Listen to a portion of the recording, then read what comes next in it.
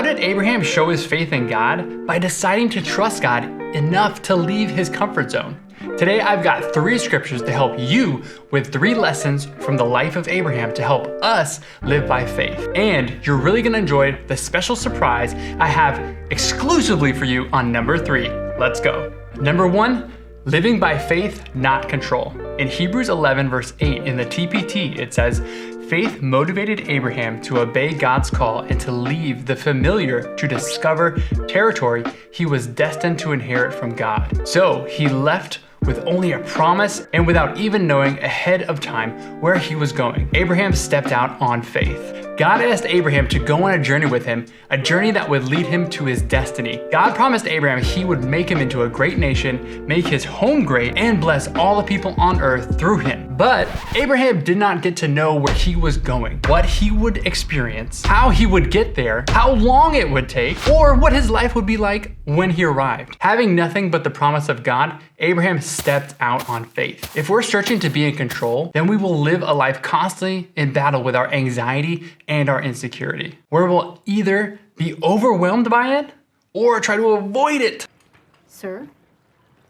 Sir, are you listening to me, sir? Sir, I'm talking to you. Sir. Oftentimes, I want to be in control because emotions can overwhelm me, and I can think the solution is to get myself or others under control. But that's just putting faith in what I can do instead of actually what God can do. Do you make yourself available to God to pray through all your anxiety and insecurity so you can let go of control and let God be in control? Number 2, it's the journey that shapes us.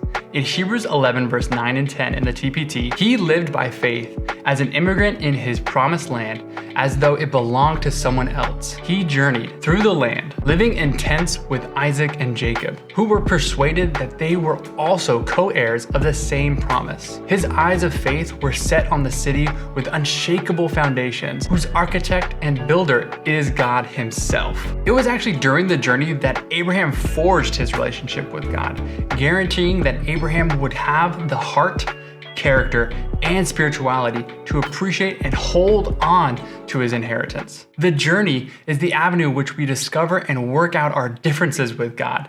It's the time we become aware of the convictions we need to develop. It will expose any lack of trust and help us clarify any wrong view of God. I'm scared, Dad. Do you trust me, son? Yes. Come on, son.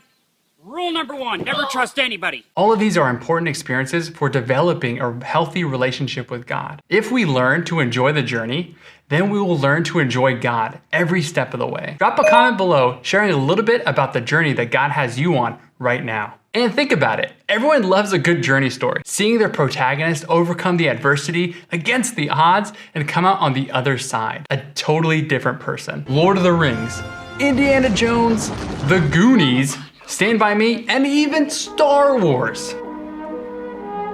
The possibility of successfully navigating an asteroid field is approximately 3,720 to 1. Never tell me the odds. What is the journey revealing about you and God?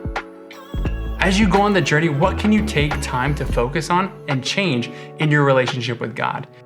This has been super crucial for me, seeing God accurately and biblically instead of how I've been religious and just growing up and doing things by a certain way. Number 3, focus on the promises. Romans 4:20-21 in the TPT, he never stopped believing God's promise. He was made strong in his faith to father a child. And because he was mighty in faith and convinced that God had all the power needed to fulfill his promises, Abraham glorified God. So what we can learn from Abraham is his focus was on God's power to fulfill his promises and not on the circumstances he was facing. Abraham knew that God was willing and able to keep every promise he made. What are some of the promises we need to hold on to?